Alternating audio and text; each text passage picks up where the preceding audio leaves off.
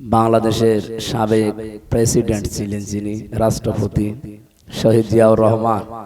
বাংলাদেশে এখন তার প্রতিষ্ঠা করা যে দলটা আছে বিএনপি, জাতীয়তাবাদী দল, ওনার আদর্শের উপরে এখন পুরাপুরি নেই। ওনার আদর্শ থেকে দূরে চলে গেছে। এই জন্য ওনার জীবনী পড়ার জন্য ওই দলে যারা আছেন তাদেরকে আহ্বান জানাচ্ছে।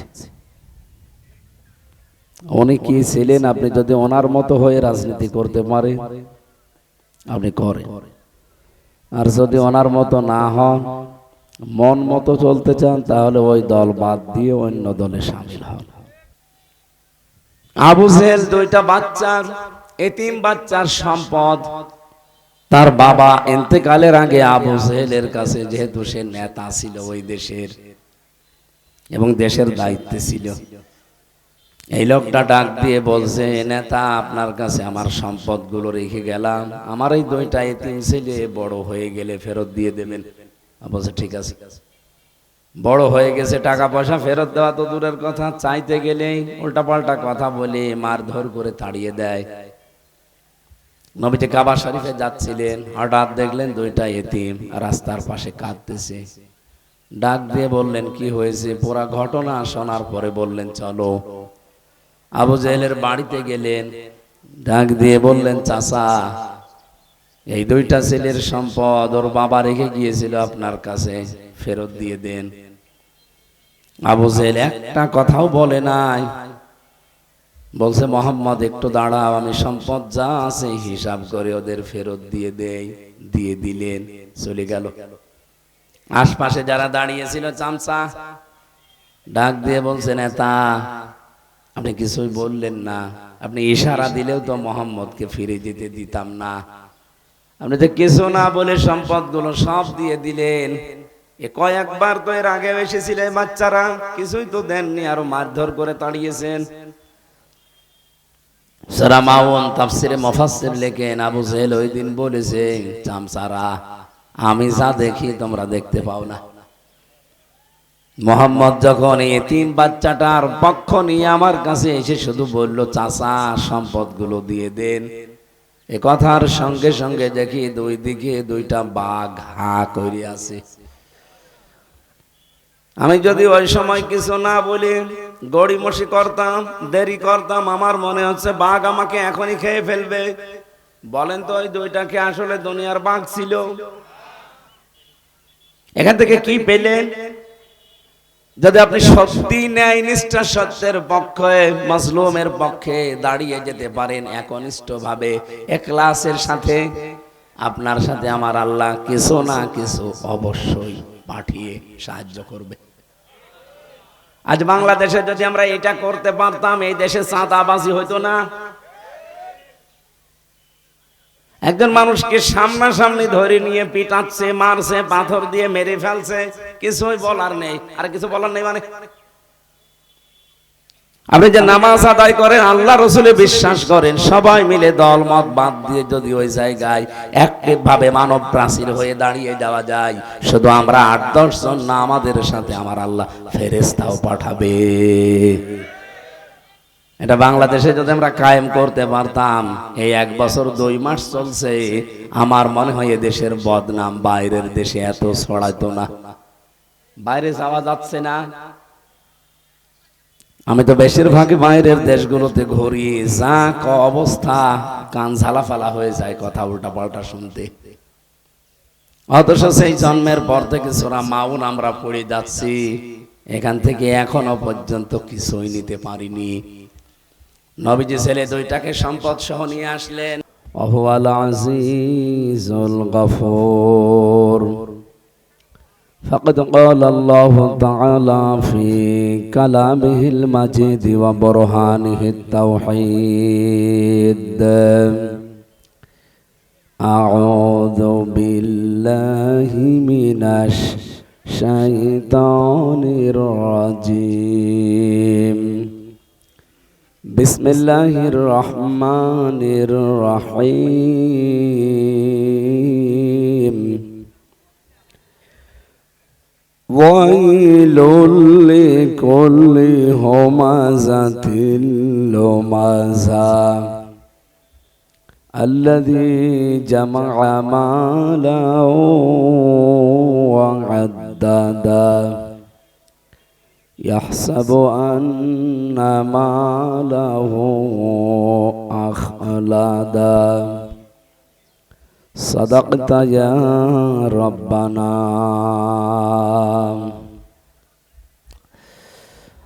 عن ابن عمر رضي الله تعالى عنه قال قال النبي صلى الله عليه وسلم فاتبعوا الصراط الأعظم رواه ابن ماجه وما زادهم إلا إيمانا وتسليما.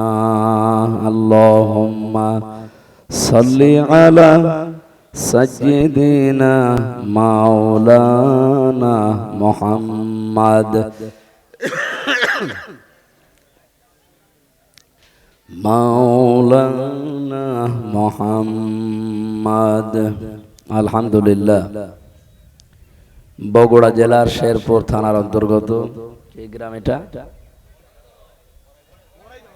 বড়াইদহ যুব সমাজের উদ্যোগে তাফসিরুল কোরআন মাহফিলের স্বনামধন্য সভাপতি, প্রধান অতিথি, বিশেষ অতিথিবৃন্দ, সামনে বসা মুসলমান ভাইরা, পর্দার আড়ালের সম্মানিতা মা এবং বোনেরা, প্রাণপ্রিয় বগুড়াবাসী,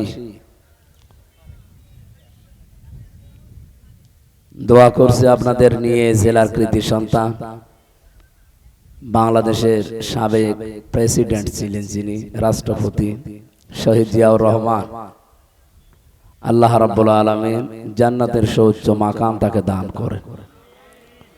তার জীবনের ভালো কাজ ছিল, বহু ভালো কাজ করেছিলেন, ওইগুলোর ওসিলায় আল্লাহ যেন মাফ করে দেন। মানুষ হিসাবে অন্যায় করেছে, কম বেশি মানুষ হিসাবে অন্যায় করেছে, তার জীবনের অন্যায়গুলো আল্লাহ যদি মাফ করে দেয় আমাদের তো ব্যাপক ক্ষতি হয়ে যাবে। না, আল্লাহ মাফ করে দিক। বাংলাদেশে এখন তার প্রতিষ্ঠা করা যে দলটা আছে বিএনপি, জাতীয়তাবাদী দল, ওনার আদর্শের উপরে এখন পুরাপুরি নেই, ওনার আদর্শ থেকে দূরে চলে গেছে। এই জন্য ওনার জীবনী পড়ার জন্য ওই দলে যারা আছেন তাদেরকে আহ্বান জানাচ্ছে।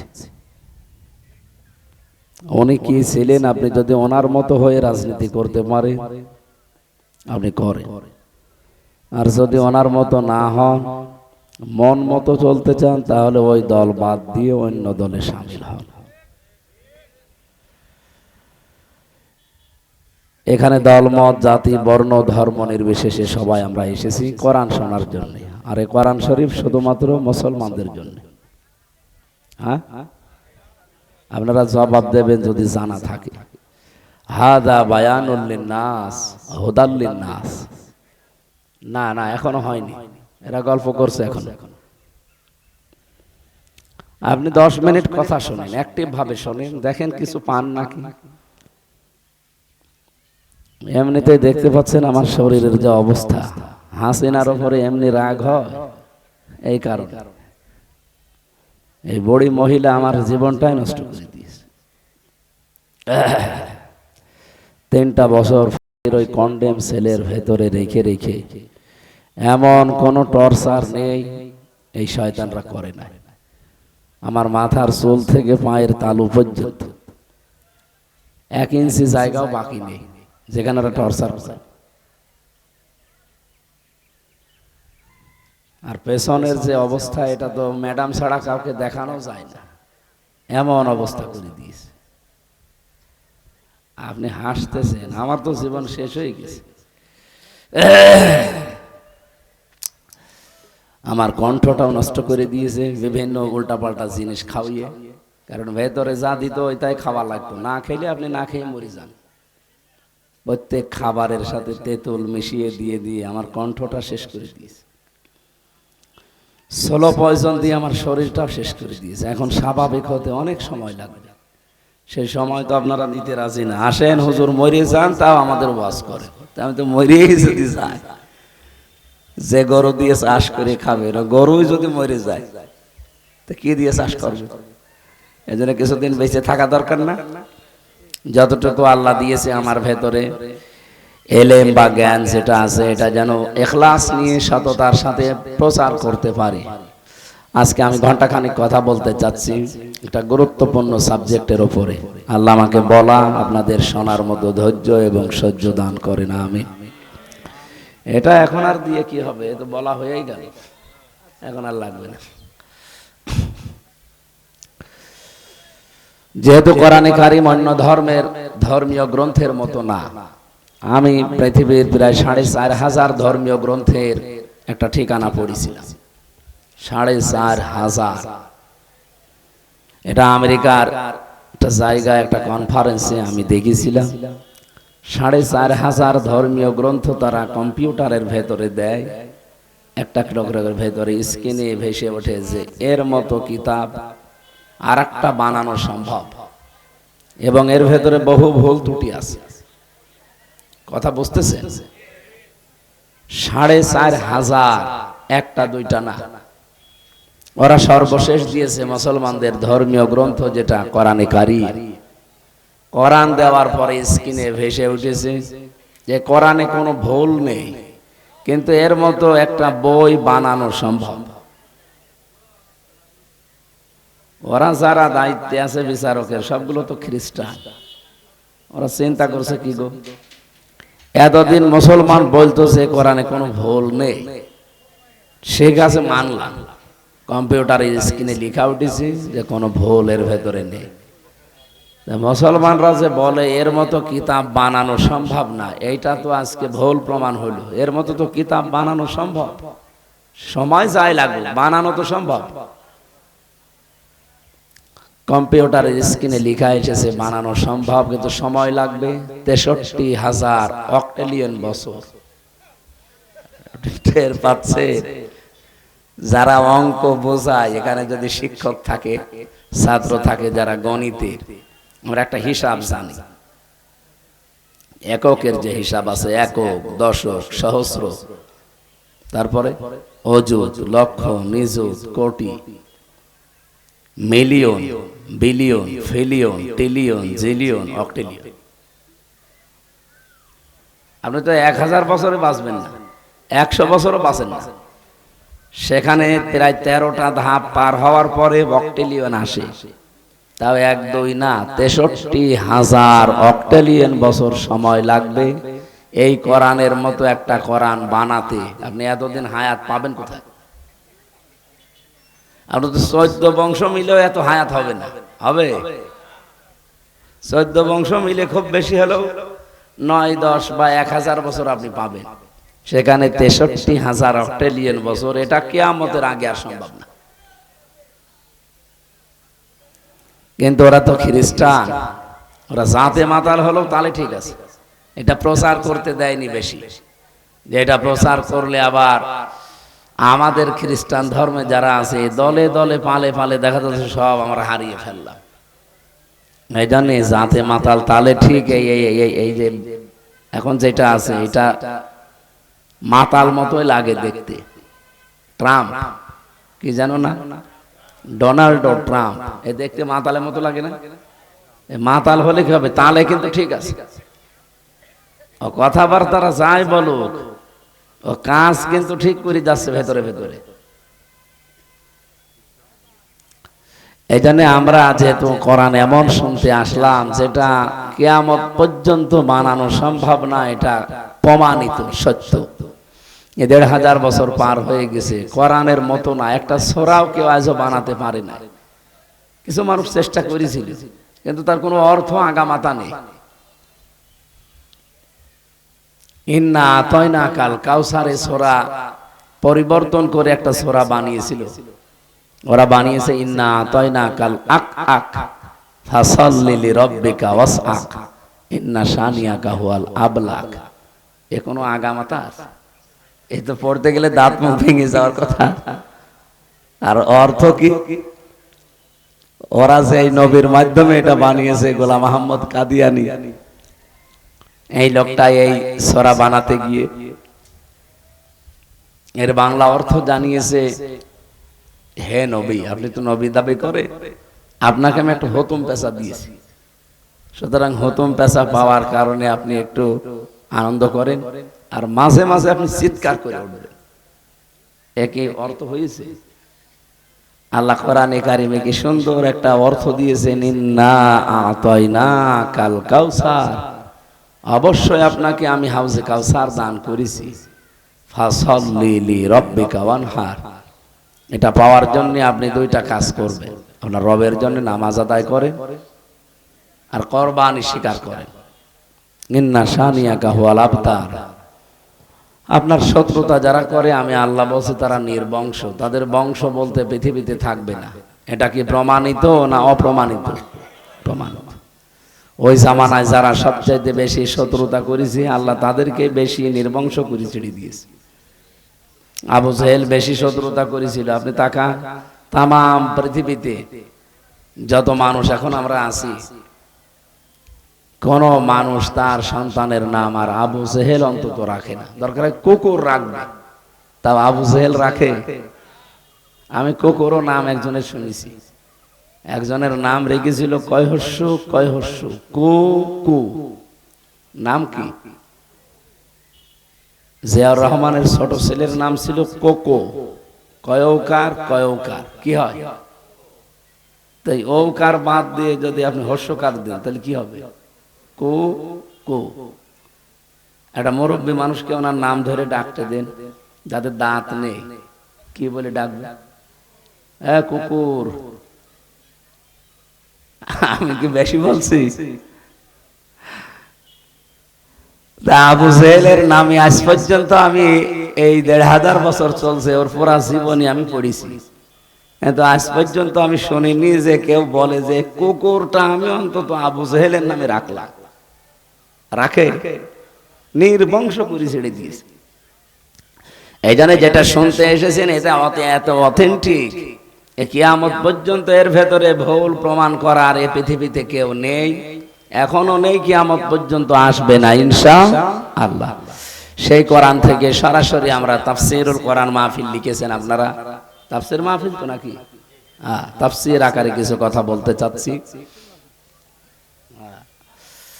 রাসূলের উপর আগে একটু দরুদ পড়ি, যেহেতু আমরা একবার পড়েছি সাল্লাল্লাহু আলাইহি ওয়াসাল্লাম। কারণ এই অনুষ্ঠান যত ছোট হোক আর বড় হোক, এটা যদি দরবারে এলাহিতে কবুল হতে হয় তাহলে আপনাকে দরুদ পড়া লাগবে।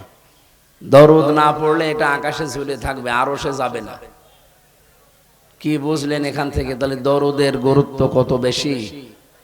আমরা অনেকে বলছি দরুদ তো পড়লাম, আরে ভাই এটা তো শুধু পড়ার বিষয় না, দরুদে যা পড়বে ওইটা যেন আপনার প্র্যাকটিক্যাল লাইফে বাস্তব জীবনে থাকে।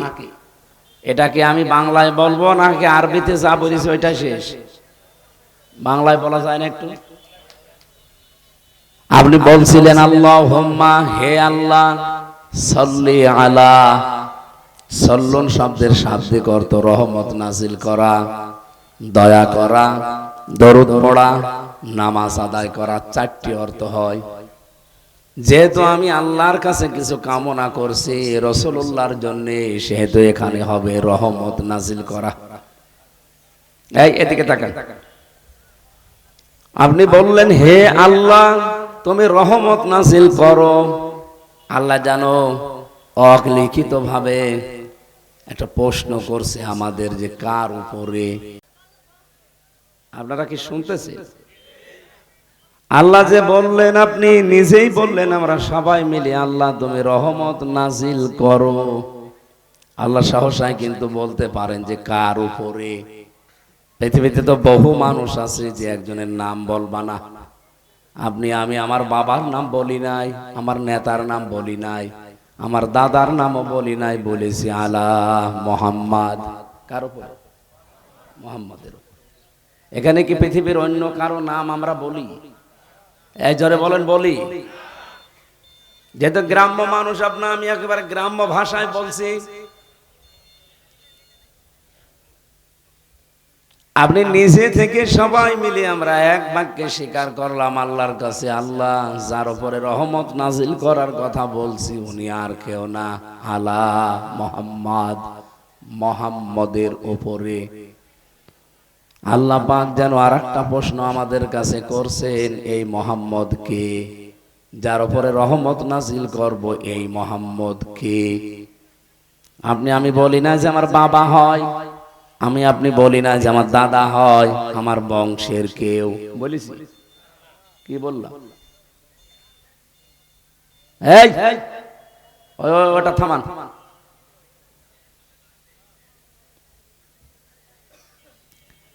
একজন দুইজন না, এখানে নারী পুরুষ যারা আমরা এই দরুদটা পড়লাম সবাই এক বাক্যে বলেছি, সাইয়্যিদিনা মোহাম্মদ আমাদের নেতা। কি এই বাংলা অর্থ আমি ঠিক করছি তো? সাইয়্যিদ মানে নেতা, না মানে আমাদের। আমি কিন্তু নিজের কথা শুধু বলি না যে আমার নেতা, তাহলে তো দিতাম সাইয়্যিদ, তো সাইয়্যিদিনা দিয়েছি, তিনি আমাদের সকলের নেতা। প্রশ্ন আসতে পারে, নেতা আমি বললাম মুহাম্মদুর রাসূলুল্লাহকে, আমাদেরও তো অনেক নেতা আছে, তাদের মতো নাকি?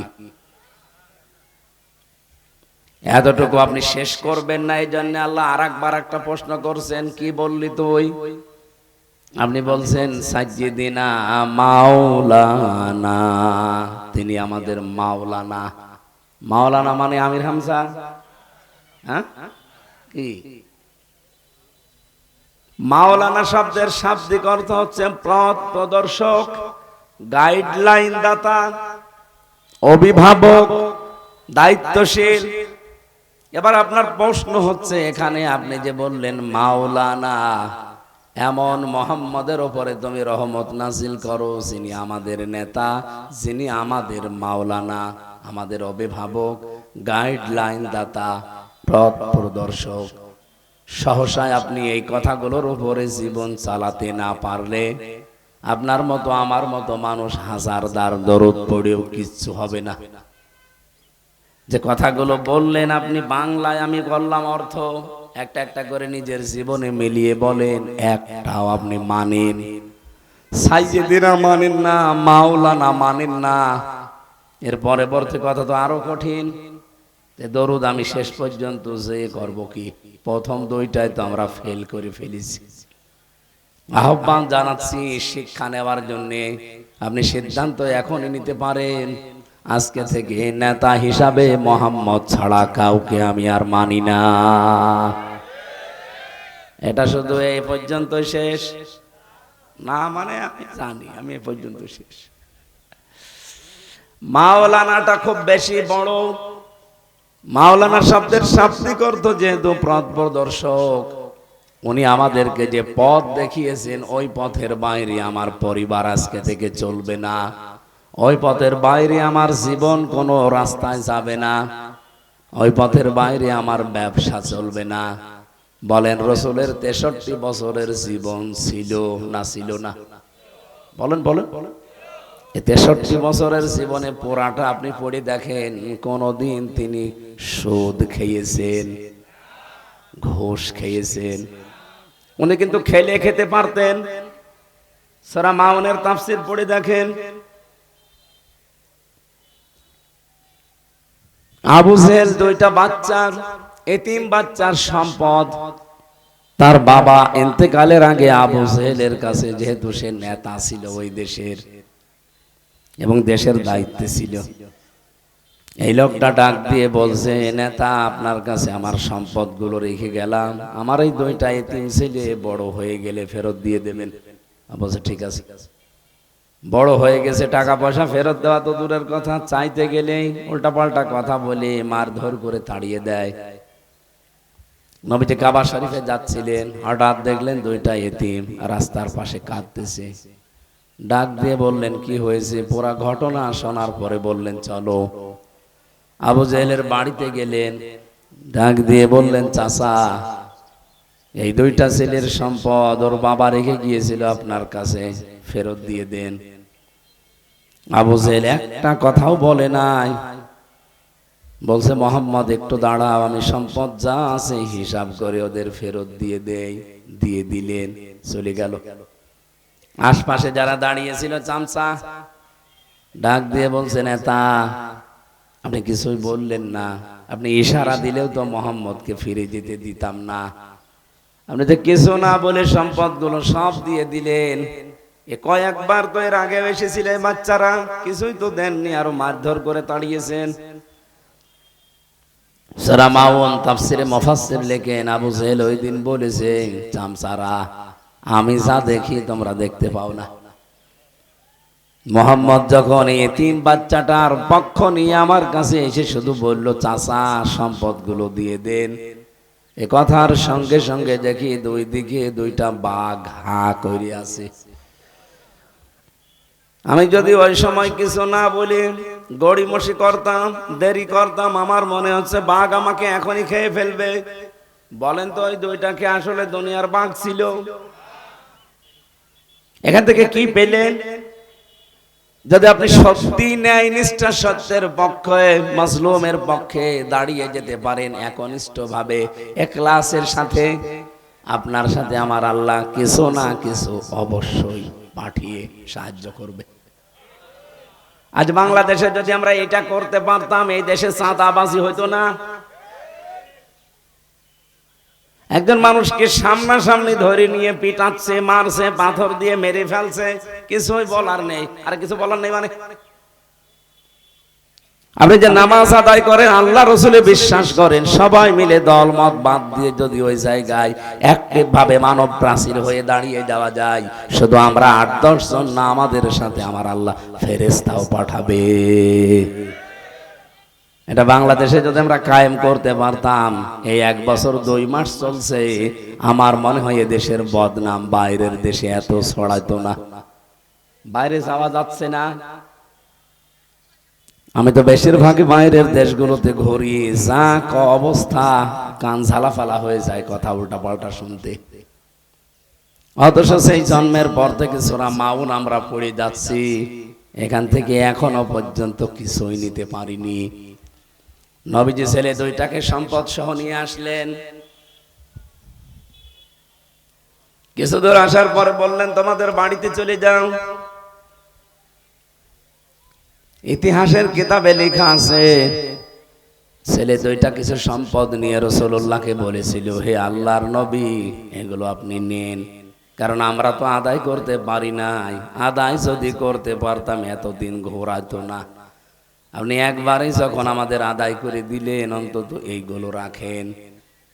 বিশ্বনবী জানিয়েছেন, সন্তানেরা, পৃথিবীতে আল্লাহ আমাকে ঘুষ নেওয়ার জন্য পাঠান নাই। আমার মনে হয় এই হাদিস থেকে কয়েকটা বিষয় শিক্ষা নেওয়া যায়। এখানে কয়েকটা লিসন আছে। আমরা যদি এরকম এলাকার কোনো মাতুব্বর মেম্বার, এলাকার কোনো মোড়লকে ধরতাম যে আমার এটা আদায় করে দেন, ও যদি আদায় করেও দিত, বলতো আমার জন্য কতটুকু। এটা হয়তো বগুড়ায় নেই, অন্য জেলায় আছে। ও বলতো আমার জন্য কি আছে বলো, 10 লাখ টাকা আমি আদায় করে দেব, আমার কিন্তু 2 লাখ ভাগে রাখা লাগবে। তা আপনি যে পথ প্রদর্শক হিসাবে মাওলানা বললেন রাসূলুল্লাহকে, কি মাওলানা মানেন? আমি আশা করছি আপনারা বুঝে ফেলেছেন নাকি? হ্যাঁ, আমার আর দরকার নেই। এইভাবে দরুদ পড়ার দরকার ছিল। যদি এগুলো মেনে নিয়ে দরুদ পড়তেন, একবার দরুদ পড়লে মান সাল্লা আলাইয়া ওয়াহিদান সাল্লাল্লাহু আলাইহি আশরা, কেউ যদি একবার দরুদ পড়ে আমার উপরে, তার উপরে আল্লাহর রহমতের দৃষ্টি নাজিল হয় কয়বার? 10 বার। এই দরুদ সেইটা। আপনার মাওলানা ঠিক নেই, সাইয়েদি না ঠিক নেই, আপনি আন্দাজে খালি পড়িয়েই যাচ্ছেন, ইয়া নবী।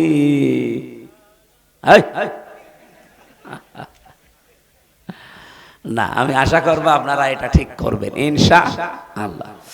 আমার আজকের তেলাওয়াত কিন্তু আয়াত আপনারা শুনে বুঝেছেন, একটা পরিচিত আয়াত। অধিকাংশ মানুষ আমরা এটা নামাজে পড়ি, কিন্তু এর ভেতরে যে এত কথা আছে, আপনি দেখেন কি বের হয়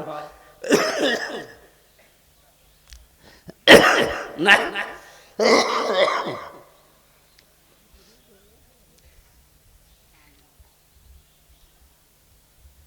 সূরার নাম সূরা হুমাযা। আমরা অনেকে মনে করি হুমাযা মনে হয় কারো নাম। আমি একজনের জমজ মেয়ে হয়েছিল, শুনেছিলাম যে কি নাম রাখলেন, বলছে হোমাজা আর লোমাজা। কোথায় পেয়েছে নাম? বলছে কোরআন শরীফ পড়তে গিয়ে পেয়েছি, ওয়াইলুল লিকুল্লি হোমাজাতিল লোমাজা। আপনি কি জানেন এর বাংলা অর্থ কি? কোরআনে পেয়েছে, আবার বাংলা অর্থ লাগবে কেন? কিন্তু বাংলা অর্থ হচ্ছে সামনে এবং পেছনে নিন্দাকারী। খুব ভালো নাম। এই জন্য আরবি হলেই নাম রাখা যাবে না, এর অর্থ কি আছে, কারণ এর প্রতিটি শব্দের একটা প্রভাব আছে, ওইটা আপনার জীবনে প্রতিফলিত হবে। আমি নামকরণটা নাই বললাম, যেহেতু হোমাজা শব্দটা এই আয়াতের ভেতরে আছে, সেখান থেকে এই সূরার নাম হয়েছে হোমাজা। বাংলা অর্থ হচ্ছে নিন্দাকারী। মানুষকে যারা ছোট করে সামনে পেছনে, তাদেরকে হোমাজা বলা হয়। আর আমার যতটুকু মাথায় জ্ঞান বুদ্ধি আল্লাহ দিয়েছে, সবচাইতে বেশি মানুষকে ছোট করা হয়েছে এই 15.5 বছর। কিভাবে ছোট করতো মানুষকে ধরে, সামনে হোক পেছনে হোক, কি করে ছোট করা যায়, খাটো করা যায়, যেভাবে হোক অপমান কি করে করা যায়, এই চিন্তায় মনে হচ্ছে একদল মানুষ লেগে আছে, বিশেষ করে আলেমদের বিরুদ্ধে। আমি 3টা বছর যেখানে ছিলাম, এখানে আমার সামনে হোক পেছনে হোক দেখেছি যারা দায়িত্বে ছিল, রিমান্ডে থেকে শুরু করে জেলখানা পর্যন্ত, আমার মনে হয় সরকার ওদের দায়িত্বই দিয়েছিল কি করে আলেমদেরকে ছোট করা যায়। যত ছোট নিকৃষ্ট কথা, যত রকমের অপমানজনক কথা তারা আমাদেরকে শোনাতো, বলতো, কিন্তু কিচ্ছু বলার নেই। 4 দেওয়ালের মাঝে চিৎকার করলেও কোনো জায়গায় যাবে না। প্রথম যেখানে ছিলাম ওটা তো আয়না ঘর, মাটির নিচে। আপনি যতই চিল্লান, পিটাবে, চিল্লানো পর্যন্তই, উপরে আওয়াজ যাবে না। মাঝে মাঝে আওয়াজ আসতো উপর দিয়ে, নাই গাড়ি চলছে, কিন্তু কোন জায়গায় ওটা আমি এখনো জানি না। এখন শুনতেছি ব্যারিস্টার আরমান ভাই বের হওয়ার পরে বলছে ওটা ক্যান্টনমেন্টে, র্যাব অফিসে, কাউন্টার টেররিজমে, এই সমস্ত জায়গাগুলো তারা মাটির নিচে ঘর বানিয়ে রেখেছে। আগামীতে এই দেশে কেউ যেন আয়না ঘর আর বানাতে না পারে, এই জন্য এই বিল্ডিং গুলো মনে হয় ভেঙে দেওয়া দরকার। আবার যদি কেউ ফ্যাসিস্ট হয়ে আবির্ভূত হয়, ও লোকটা আবার ওই ঘরে মানুষ রাখবে। কি ভয়ঙ্কর ঘর! আমি নিজে যেহেতু 10 দিন ছিলাম, রিমান্ডে ছিলাম, তাও এত কঠিন অবস্থা করে। এদিকে 1.5 হাত, এদিকে 3.5 হাত, এতটুকু একটা জায়গা, সামনে আবার লোহার খাঁচা দেওয়া, 5 শিকল দিয়ে বেঁধে দেয়। আপনি যে একটু কায়ত হয়ে থাকবেন না, হাত পায়ের ভেতর দিয়ে এইভাবে লাগায়। আমার সাথে মুফতি ফখরুল ইসলাম ভাই ছিল নোয়াখালীর, উনি বলছিলেন এইভাবে হাত দিল আমারে, 2 হাত দিয়ে সামনে যে লোহার ব্যারিকেড দেওয়া আছে ওর সাথে লাগিয়ে শিকল দিয়ে দিল। 1-2 ঘন্টা পরে একটু ছেড়ে দেন না, 24 ঘন্টা আমি এভাবে বসে আছি। 1-2 দিন না, মাসের পরে মাস। এই যে মানুষ শুয়ে থাকে, এটা যে কত বড় নিয়ামত। ওনারে আমার ছেলে দিয়েছিল কয়দিন, ফাঁসির ওই কন্ডেম সেলের ভেতরে দেখতাম লোকটা হাত পা ছেড়ে দিয়ে 60 পাট হয়ে শুয়ে আছে। কি ভাই আপনি এমন করেন? আপনার কারণে তো আমল শুতে পারি না, কারণ 2 জনের জায়গায় 1 হাত করে। এইভাবে থাকলে আমি সব কি করি? আমারে বলছে হামজা, এই যে মানুষ শুয়ে থাকে এটা যে কত বড় নিয়ামত আমি জানি। কতদিন আমি শুতে পারিনি। পায়খানা পেশাবের জন্য মাত্র 1.5-2 মিনিট সময় দিত। 24 ঘন্টার ভেতরে একবার পায়খানা পেশাবে যেতে পারবেন, তাও 1.5 থেকে 2 মিনিট। এর চাইতে বেশি সময় হলে আপনাকে ডাক দেবে, তাও পায়খানার কোনো দরজা নেই। যুবক মানুষ আপনি, যুবতী মেয়ে আপনি, পায়খানার সর্বোচ্চ আমার মনে হয় 2 হাত একটা দেওয়াল দেওয়া আছে ওই ঘরের ভেতরে। কোনো দরজা নেই, দরজা দিলে আপনি দাঁড়ালে দেখা যাবে, বসলে দেখা যায় না, এরকম সিস্টেম। ওরা সামনে বসে আছে পাহারাদার। আপনি বলেন তো, একটা যুবক মানুষ এই দৃশ্য দেখে আপনার পায়খানা যদি লাগেও, ও ছাতা বন্ধ হয়ে যাবে। লজ্জা শরম বলে তো একটা জিনিস আছে মানুষের।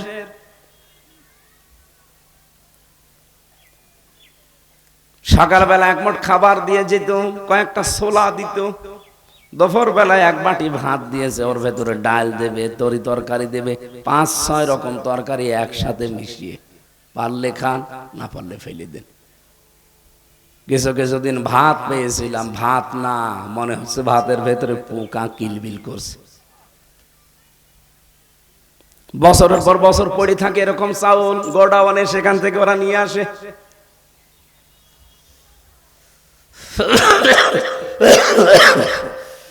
শরীরটা নষ্ট করে দিয়েছে এই শয়তানরা। এখনো পর্যন্ত আমি স্বাভাবিক কথা বলতে পারি না, বললেই দেখেন প্যাঁচ লেগে যায়। বেঁচে আছি, আমার মনে হয় এটা আমার আল্লাহর দয়া। এই কঠিন দৃশ্যগুলোই শুধু যদি এমনি রেখে দেয় তো ভালো।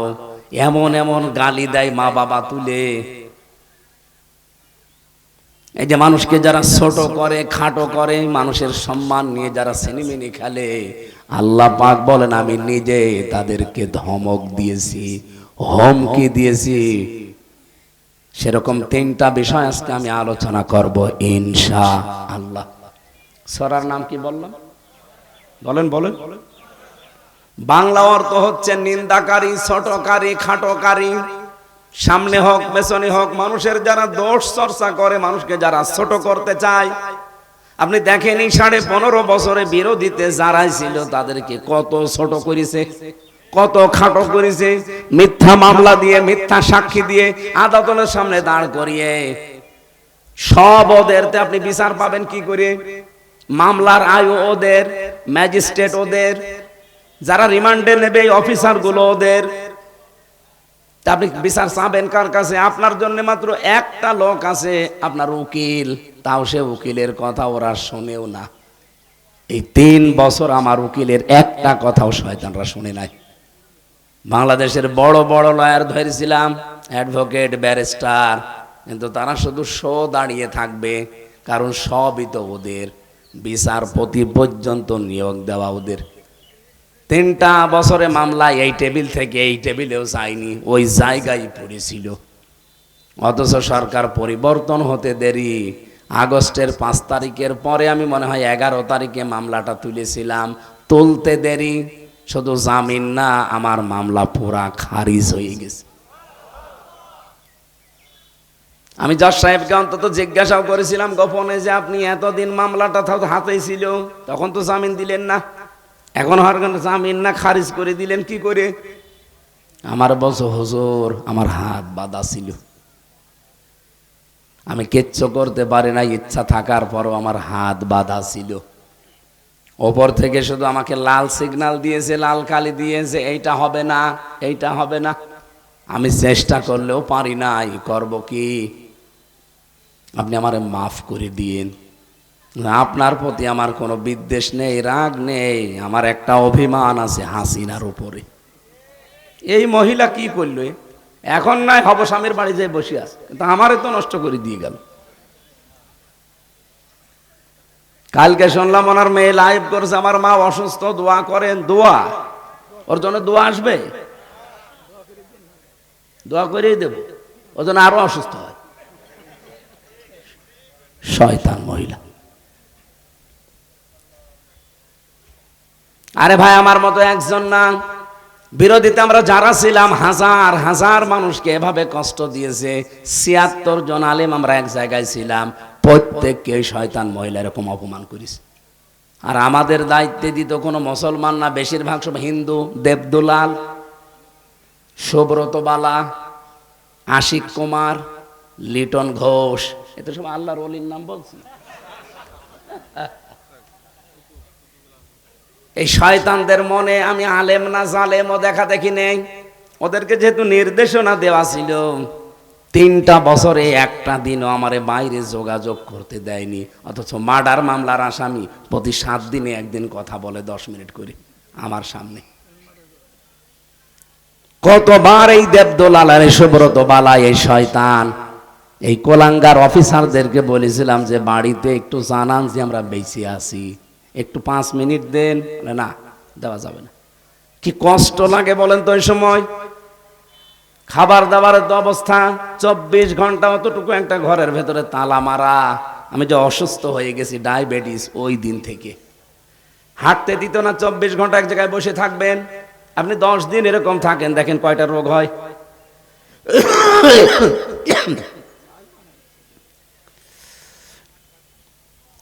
আমি এখান থেকে আপনাদের শিক্ষা দিতে চাই আয়াত দ্বারা।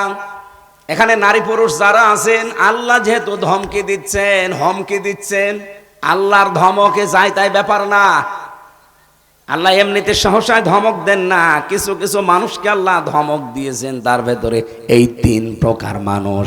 ওয়াইলুল লিকুল্লি হুমাযাতিল লুমাযা, যারা সামনে পেছনে মানুষকে ছোট করার চিন্তায় থাকে, মানুষের গীবত করে, এর কথা ওর কাছে লাগায়, তালাতালি করে, নির্দোষ মানুষের উপর একটা দোষ চাপিয়ে নিজে ভালো সাজে। এই সংস্কৃতি বাংলাদেশে নেই। কত মানুষকে দেখছি নিজের দলে অন্যায় করে, অন্যায়টা যখন হয়ে যায় তখন বলে নিরপরাধ একটা মানুষের উপরে দোষটা চাপিয়ে দে, ওর নামে চালিয়ে দেওয়া, অসুবিধা নেই। আপনি জানেন এটা কত বড় অপরাধ? আল্লাহ বলেন আমি ধমক দিয়েছি এরকম মানুষকে, যারা নিজে অন্যায় করে অন্যের উপরে চাপিয়ে নিজে সাধু সাজে। এটা তো শুধু ধমক দিয়ে শেষ করিনি। অমাই ইয়াকসিব খাতিয়াতান আও ইসমান সুম্মা ইয়ারমি বিহি বারিআন ফাকাদ ইহতামালা বুহতানা ওয়া ইসমান মুবিনা। বলেন আল্লাহু আকবার। সূরা নিসা 5 নাম্বার পারা 15 নম্বর পৃষ্ঠা 12 নম্বর লাইনের 112 নম্বর আয়াতে আছে। বহু মানুষ দুনিয়ায় এমন আছে নিজে অন্যায় করে, অন্যায়টা যখন হয়ে যায়, একটা নিরপরাধ মানুষ যে কিছু জানে না, তার মাথার উপরে দোষটা চাপিয়ে ওই লোকটা নিজে ভালো সাজে। আল্লাহ বলেন এ যেন পাপের বোঝা বহন করে নিয়ে বেড়াচ্ছে। বলেন না হুজুর? আমি আয়াতটা পড়ার পরে বাংলাদেশের সাথে মিলিয়েছি। 100 জনের প্রায় 90 জন মানুষ আমরা এই অপরাধী। হ্যাঁ বলেন না কেন? নিজে আপনি দোষ করবেন, নিজে অন্যায় করবেন, আর এই লোকটা কিচ্ছু জানে না, ওর ওপরে চাপিয়ে নিজে ভালো সাজেন। মিডিয়া মনে করে আপনি ভালো মানুষ, দেশের মানুষও মনে করে আপনি ভালো মানুষ। কিন্তু আল্লাহ পাক বলেন দুনিয়াতে যদি তোর কিছু নাও হয়, একটা ক্ষতি হবে, যে নিজে অন্যায় করে যে নিরপরাধ মানুষকে চাপিয়ে দিলি। এই কারণে আমি আল্লাহ এই অপরাধ তোরে দিয়ে দুনিয়ায় আরেকবার করাবো। কারণ লোকটা তো কিছু জানতো না, ওকে বিনা কারণে একটা তহমত দিয়ে ওর জীবনটা নষ্ট করে দিলি। আমি যেহেতু ভিকটিম, আমার নিজেরটা বলছি, যে মামলা আমারে দিয়েছিল কোরআন, আমি মাথায় নিয়ে বলতে পারি আল্লাহর কসম ওই সম্পর্কে আমি কিচ্ছু জানতাম না। আমারে দিয়েছে, আমি নাকি আনসারুল্লাহ বাংলা টিমের সারা বাংলাদেশের প্রধান, অথচ ছাতাছে কি আমি আজ পর্যন্ত জানি না। আরে ভাই, আমি যেটা করি না জানি না, সেই দোষ আপনি আমার মাথার উপরে চাপিয়ে আমার জীবনটা নষ্ট করে দেবেন। আমি যদি কোনো দোষ করে থাকি সেই দোষ আমাকে দেন। কথা বলেন না কেন? আমার উপর যদি অন্য কোনো দোষ দিত তাও তো অন্তত আমি সেগুলো করি মেনে নিতাম। যে যদি বলতো জামাত ইসলামের ক্যাডার, তাও মানতাম। যদিও আমি অ্যাক্টিভ ভাবে ওই সময় জামাত করতাম না, শিবির করতাম না, আমি তো কোনো রাজনৈতিক দলে অ্যাক্টিভ ছিলাম না, এমনি ভালোবাসতাম। কিন্তু যেটা আমি জানি না একেবারে, এর পক্ষে আপনি মামলা মিথ্যা বানিয়ে আবার সাক্ষীও জোগাড় করেছে 4 জন। আদালতে আমার সামনে দাঁড়িয়ে বলছে হ্যাঁ উনি সারা বাংলাদেশের প্রধান। আদালত মিট করে হাসতেছে জজ সাহেব, কারণ জজ তো আমার চেনে, জজ আমার বিশ্ববিদ্যালয়ের আমার বড় ভাই, আমার বিশ্ববিদ্যালয়ের উনি বড় ভাই আমার। আমি বের হয়েছি 14 সালে, ওনারা বের হয়েছে 2000 সালে। 14 বছর আগে উনি বের হয়েছে। ওই লোকটা জজ হয়ে বসে আছে, পরিচয় আগেই নিয়েছে যে আমির হামজা আমার বিশ্ববিদ্যালয়ের ছোট ভাই। ও বাংলাদেশের আনসারুল্লাহ বাংলা টিমের সারা দেশের প্রধান হয় কি করে? কারণ সরকার যা শিখিয়ে দিয়েছে, প্রশাসন যা বলেছে, ওরা গড় করে তাই বলছে।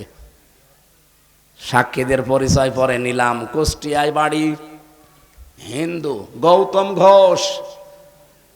ও শয়তানরা জীবনে আমি কোনোদিন দেখিনি, ওর নামও শুনিনি।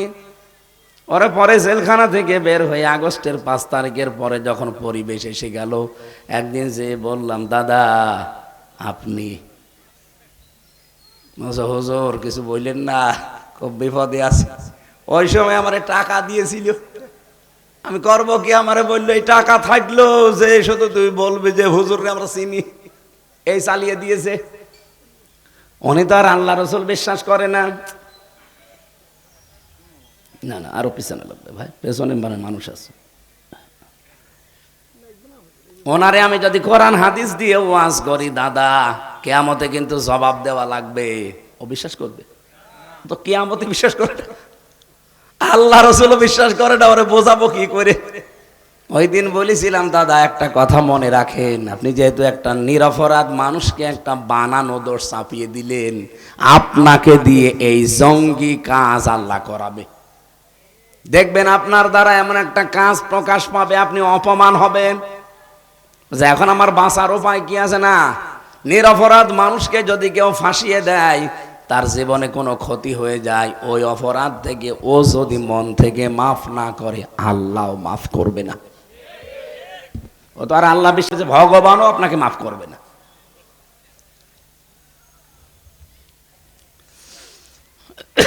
আমার এই ছোট্ট জীবনে সবচাইতে বড় অভিজ্ঞতাগুলোর ভেতরে এইটা বেশি। আমরা প্রায় 10,000 মানুষ ছিলাম জেলে, ওই শুধু 1-4টা জেলখানায়, গাজীপুরে, কাশিমপুরে। আমি যার সাথেই মিশতে পেরেছি, যতটুকু ঈদের দিন ছোট ছেড়ে দিত, আর সারা বছর তালা মারা। মাঝে মাঝে দেখা করতো অনেকে এসে, আমি দেখতাম 100 জনের প্রায় 60 জন তার মামলা সম্পর্কে কিচ্ছু জানে না, বিনা কারণে মিথ্যা মামলা দিয়ে, মিথ্যা সাক্ষী দিয়ে বছরের পর বছর তাকে জেলখানায় পচাচ্ছে। এ দৃশ্যকে আমি বানিয়ে বলছি? বলেন বলেন। এই যে আপনি গীবত শুরু করেন, মানুষের উপরে দোষ চাপিয়ে দেন, কাউকে ছোট করার জন্যে অথবা কারোর সাথে সম্পর্ক নষ্ট করার জন্য আপনি কথা তালাতালি করেন, এটা এত বড় অপরাধ আল্লাহর কাছে। আল্লাহ পাক বলেন, আমার মনে হয় আকাশটা ভেঙ্গে ওর মাথার উপরে ফেলি। এমনকি আকাশ থেকে যে বৃষ্টি নাজিল হয়, এই গোনাটার কারণে আল্লাহ বৃষ্টি পর্যন্ত বন্ধ করে দেয়। মুসা নবীর জামানার একটা ঘটনা হাদিসে পড়ছিলাম, অনেক দিন পর্যন্ত বৃষ্টি বন্ধ ছিল, বৃষ্টি হয় না। লোকজন সে বলছে, মুসা একটু দোয়া করেন। চাটিয়াল ময়দানে উম্মতদেরকে নিয়ে গেলেন, এরকম একটা ময়দানে তিনি নামাজ আদায় করে দোয়া করছেন, রব্বুল আলামিন তুমি বৃষ্টি নাজিল করো। আল্লাহ সব জানিয়ে দিলেন যে না, বৃষ্টি হবে না। হযরতে মুসা আবেগপূর্ণ নবী ছিলেন, খালি কথা শুনলে প্রশ্ন করতেন। ডাক দিয়ে বলে, রব্বুল আলামিন বৃষ্টি হবে না মানে কি? কি বলেন?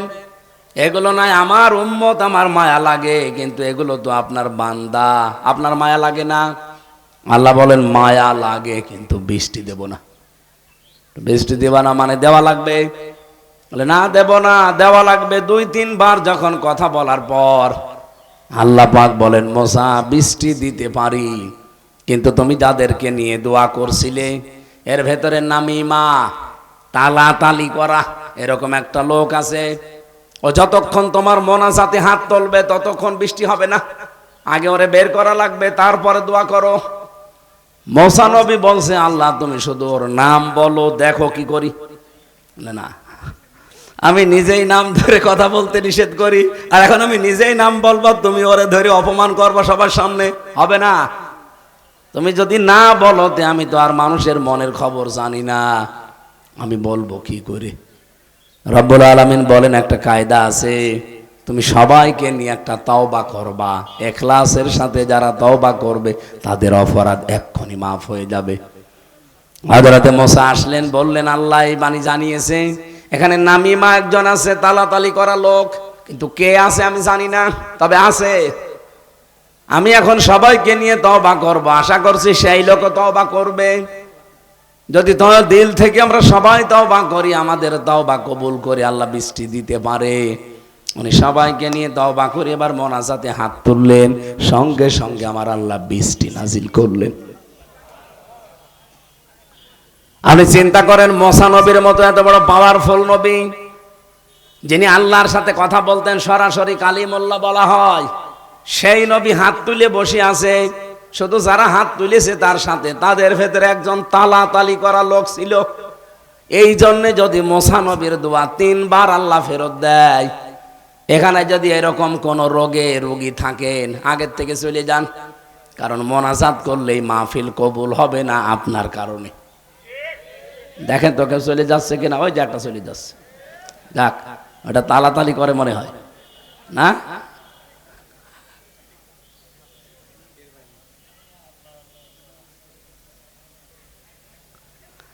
আপনি কি এই গোনাটাকে ছোট মনে করছেন?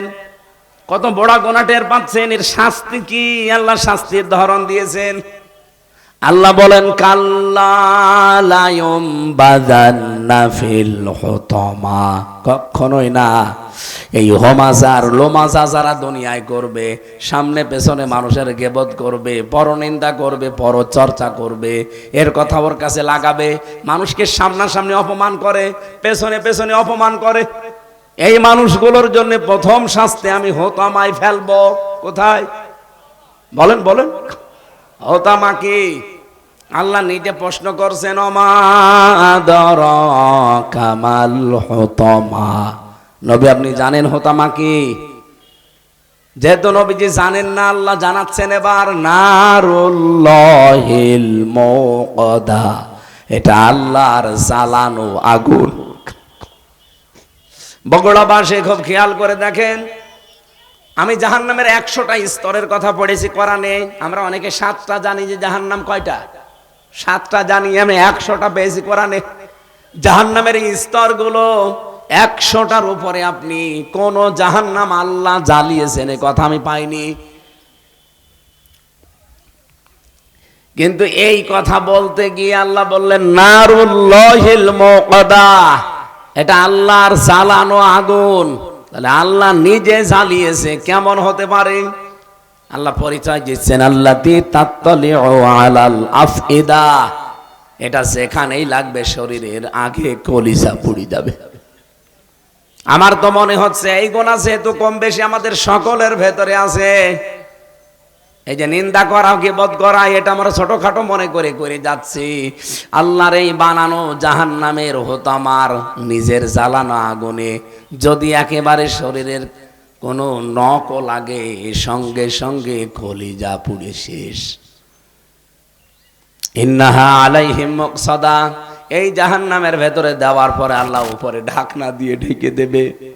ফি আমাদিম মামাদ্দাদা, যতই চিৎকার করেন ভেতরে লম্বা লম্বা খুঁটি করা আছে, আগুনের খুঁটি, পিঠ মোড়া দিয়ে চিরদিনের মতো বেঁধে রাখবে। দৃশ্যটা যদি শুধু কাফেরদের জন্য হতো আমি বলতাম না, এগুলো যেহেতু আমাদের জীবনে ঘটতেছে সামনে, যেন এখনই আমরা পরিবর্তন হব। দুনিয়া একদিকে যাক, আমি গীবত করব না। মেয়েদের ভেতরে স্বভাব বেশি, এই কথা বলছেন না কেন? সম্মানিত মা বোনেরা, শুধু নামাজ পড়া, রোজা রাখার, কালো বোরকা পরা ইবাদত না, নিজের চরিত্রকে সংশোধন করবেন। যে দুনিয়ায় একদিকে চলে যাক, আমি অন্তত কারো বদনাম করব না, গীবত আমার দ্বারা হবে না। নবীজি বলেন, গীবত যদি কেউ করে সে যেন মরা ভাইয়ের গোশত খায়। ইমাম আবু হানিফা রহমতুল্লাহ আলাইহি, তার জামানায় একজন লোক এসেছে, হঠাৎ মুখ দিয়ে কথা বললেই পচা গোশতের গন্ধ বের হয়। দুর্গন্ধ টের পেয়ে তিনি বললেন, আল্লাহর বান্দা পচা গোশত খেয়েছেন? বলে না তো, আমি আজ 1 সপ্তাহ গোশত জাতীয় কিছু খাইনি। ইমাম আবু হানিফা বললেন, না অবশ্যই আপনি খেয়েছেন, নয়তো আপনার মুখ দিয়ে পচা মাংসের গন্ধ আসতো না। লোকটা বলে, হ্যাঁ আমি আজকে এমন একটা গোশত খেয়েছি যেটা না খেয়েও খাওয়া হয়।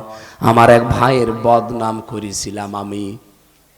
ইমাম আবু হানিফা বললেন, আল্লাহর বান্দা, এইটাই আমার আল্লাহ তোমার মুখ দিয়ে বের করছে। এটা যদি সত্যি এখন এই দৃশ্যগুলো আমরা দেখতে পেতাম, এখানে বহু মানুষের মুখের কাছে দাঁড়ানো যেত না। বলেন, আমার জীবনের অন্যান্য দিনগুলো যাই হোক, এই 7 দিন আমি কোরআন শরীফ সামনে নিয়ে গ্যারান্টি দিতে পারি, এই 7 দিনই আমার দ্বারা কোনো গীবত হয়নি। কারণ এই 7 দিন দিনের বেলা 24 ঘন্টা আমি কোনো কথা বলিনি। আমার কথা বের হইতো না, তো কথা বলবো কি করে? কিছু হলে ডাক্তার বলেছিল এভাবে লিখে দেবেন যে আমার কথা বলা নিষেধ, আমি কথা বলতে পারছি না। কেউ আসলে এটা ধরিয়ে দিতাম যে দেখেন, সেদিন চট্টগ্রাম থেকে, সিরাজগঞ্জ থেকে, ফরিদপুর থেকে প্রায় 7-8 দল গিয়েছে আমার বাড়ি। সবার ইচ্ছা যে একেবারে মনের মতো খালি গল্প করব। আমি বললাম এই দেখেন আমার কথা বলা নিষেধ। ওরা নিজেরাই বক বক করে সব বাড়ি চলে গেছে। হ্যাঁ, গেবত কিছু কিছু কথা বলছিল যেগুলো গেবতের পর্যায়ে পড়ে, এই জন্য বললাম এই কাগজ দেখিয়ে আমি বিদায় নিয়ে ওপরে চলে গেলাম। আমি আর মনে হয় মাঝে মাঝে যদি এরকম 7 দিনের মতো আমার জীবনটা আমি তৈরি করতে পারতাম, জাহান্নামে হতো আমায় অন্তত যাওয়া লাগতো না। 3 বছরও অনেক গোনা থেকে আল্লাহকে আমাকে বাঁচিয়েছে, যদিও কষ্ট হয়েছে ওই 3 বছর, কিন্তু বহু গোনা থেকে আল্লাহ আমাকে বাঁচিয়ে রেখেছিলেন। আমরা জীবনকে পরিচ্ছন্ন করার জন্য এই আয়োজনগুলো করি। আল্লাহ যেন সারা জীবনে আমাদের আর গেবদের ভেতরে ফেলে না দেন, বলেন আমিন। আল্লাহ দিয়ে জামা মালা ওয়া আদাদা, আল্লাহ বলেন আমি ধমক দিয়েছি তাদের যারা মাল জমা করে। ইহসাবু আন্না মালাহু আখলাদা, আর মনে করে মাল আমাকে চিরস্থায়ী করে রাখবে, আমার কাছে এটা স্থায়ীভাবে থেকে যাবে। এখন মাল কি? এখানে আমরা অধিকাংশ মানুষ মনে করি মাল মানে টাকা পয়সা। না, মালের আমি 5টা অর্থ পেয়েছি তাফসিরে। ভালো করে মিলান তো, আপনি মিলাচ্ছেন নাকি দেখেন।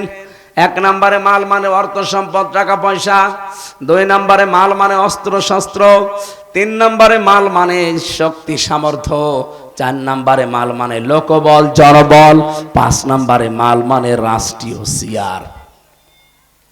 এই 5টা বিষয় যারা জমা করে আর মনে মনে ভাবে এটা আমাকে স্থায়ী করে রাখবে, এটা আমার কাছে চিরস্থায়ীভাবে থেকে যাবে, আল্লাহ বলেন কাল্লা, কখনোই না। তোর আগে এরকম বহু মানুষ জমিয়েছিল, এক জায়গায় করেছিল, কিন্তু সেগুলো তাদেরকে চিরস্থায়ী করে নাই, তাদের কাছে স্থায়ীভাবে থাকেও নাই। তার প্রমাণ আবুল আহাব মন্ত্রী ছিল। মা আগনা আনহু মালুহু ওয়া মা কাসাব, তার মাল সম্পদ ছিল, সে যা উপার্জন করেছিল একটাও তার কাজে আসে নাই। জীবনের শেষ দিকে তার প্লেগ রোগ হয়ে গোশত পচে পচে শরীর থেকে পড়ে পড়ে ও মারা গেছে। ওর আপনজনরা মাটি দেবে সে অবস্থাও ছিল না, কারণ ওর কাছে গেলে ওই রোগ হয়ে যায়। লোক ভাড়া করে ডম মসি মেতর যায় বলেন, বড় একটা বাঁশ নিয়ে দূর থেকে লাশ ঠেলে গর্তের ভেতরে দিয়ে দূর থেকে পাথর নিক্ষেপ করে ওরে মাটি চাপা দিয়ে দিয়েছে। ওর সম্পদ আদি, ওর ক্ষমতা, ওর অস্ত্র শস্ত্র, ওর লোকবল জনবল কোনো কাজে এসেছে? এই জন্য যারা জমা করছেন এগুলো অবৈধভাবে, আপনি মনে করছেন এগুলো আমার কাছে থাকবে, জীবনেও না। এই 15.5 বছর যারা অবৈধ করেছিল ওগুলো তাদের কাছে থাকতো কই? তারা আজ কোথায়? বগুড়ায় তো পাবেন না, সব পালিয়েছে। পালিয়েও তো শান্তিতে নেই। সেদিন সিঙ্গাপুরে না মালয়েশিয়া যেন এক হোটেলে উঠেছিলাম, নিচে নেমে দেখি 2 জন চা খাচ্ছে। কি গো এখানে? হুজুর আমরা আগেই পালিয়েছি। কেন? আপনার তো বহু বাড়ির কথা শুনি, 620টা বাড়ি আপনার, একটা বাড়িতে যেয়ে থাকতে পারেন না, থাকবো কি করে? এই দেশে আমার বাড়ি আছে সাহেব পাড়া, মালয়েশিয়াতে সাহেব পাড়া বানিয়েছে শয়তান, থাকতে পারে না, হোটেলে থাকে। মালয়েশিয়াতে 20 লাখ বাঙালি থাকে, যদি আমারে দেখতে পায় বাইরে পিটিয়ে ভর্তা বানিয়ে ফেলবে। এই জন্য বাইরে যায় না, খুব গোপনে আছে। হুজুর দোয়া করেন, দোয়া দোয়া আসবে শয়তান।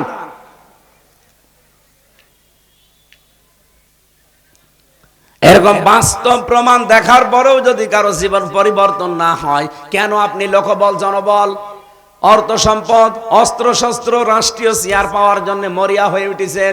এগুলো থাকবে আপনার কাছে? না, থাকবে না। তাহলে কোরআন মিথ্যা হয়ে যাবে। অবৈধভাবে উপায় করলে জীবনেও থাকবে না, সব হাতছাড়া হয়ে যাবে। কিছু করার নেই ভাই, আমি এগুলো জানি না। আর যেগুলো যারা নিয়ে আসে ওরা কি করে, কি ওরা যে 2 জন এসেছে সাথে কি করতে এসেছে? হাফেজ গাড়িতে বসে আছো, একই দায়িত্ব দিয়েছে, আমি পারি এসব? আমি বললাম যে এসব পারি না, আমার তাফসির করার জন্য নিয়ে আসেন, আমি তাফসির আকারে কথা বলছি।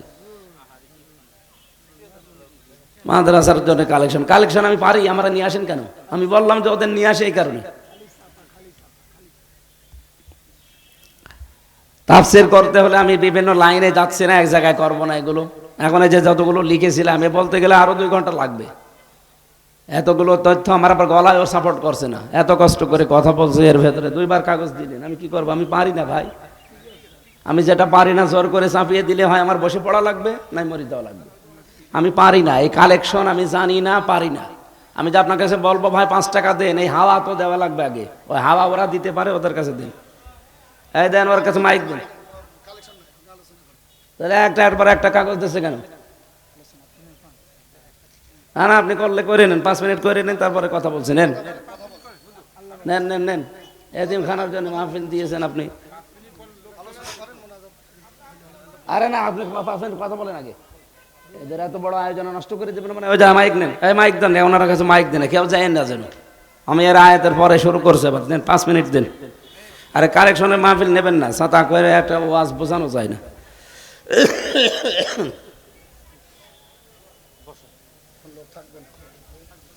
শোনার জন্য আগ্রহ নিয়ে বসে আছে, এদেরকে ক্ষমা করে দাও। এই বগুড়া জেলার উপরে তোমার রহমত নাজিল করো, আসমান জমিনের বালা মুসিবত থেকে এদেরকে বাঁচাও। এদের ফল ফলাদি ফসলাদি যেগুলো দিয়েছে এগুলো বরকত দান করো। এই বগুড়া জেলার মাটির নিচে যারা ঘুমিয়ে আছে, আল্লাহ তাআলা এই জেলায় শহীদ রাষ্ট্রপতি জিয়াউর রহমানের বাড়ি, তাকে সহ মেহেরবানি করে মৃত মানুষদের ক্ষমা করে দাও। এই বগুড়াতে ইসলাম প্রতিষ্ঠার জন্য যারা একামত দিনের দায়িত্ব পালন করে, ইখলাসের সাথে সততার সাথে পালন করার তৌফিক দাও। সম্মানিত মা বোনদেরকে তুমি খাদিজার মতো, আয়েশার মতো বানিয়ে দাও। জীবনে বহু অপরাধ করেছি, আজকে আমরা মন থেকে ক্ষমা চাই, আমাদের মাফ করে দাও। এই মাহফিলের আয়োজন করতে গিয়ে তোমার যেই বান্দাগুলো চেষ্টা চালিয়েছে, আল্লাহ তাদের চেষ্টাকে সফল করো। আমি নিজে অসুস্থ, আল্লাহ আমার কণ্ঠটা তুমি মেহেরবানি করে আগের মতো বানিয়ে দাও। বারাকাল্লাহু লানা ওয়া লাকুম ফিল কোরআনিল আযীম। আলহামদুলিল্লাহি রাব্বিল আলামিন।